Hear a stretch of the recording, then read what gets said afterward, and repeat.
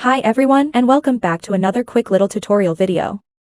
Today I'm going to walk you through how to remove the share button on Facebook, and I'll be teaching you two main methods to do it quickly and easily, so let's get started right away. So, what does the Facebook share button do?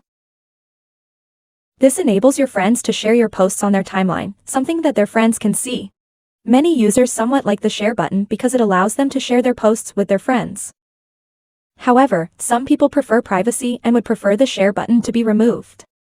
It's frequently used to spread the word about politics or sports, or simply to share hilarious, weird memes and whatnot. So I am just going to go ahead and create a post here. And the very next to the album, this will indicate friends, so set your post to friends only. It shows who can see your post, and then you're selecting friends, so only your friends will be able to see it. They won't be able to share this on their own timeline, and they won't be able to show this post to other users. Tap Done, and post it. The final method to disable the share button on Facebook is to tap on these three lines and then tap on this gear icon to go to your settings and privacy. After this, you'll scroll down and tap on Posts, and then go ahead and select who can see your future posts. Tap Try It Now. It takes you back to their Create Post screen, where you'll press this and select Friends.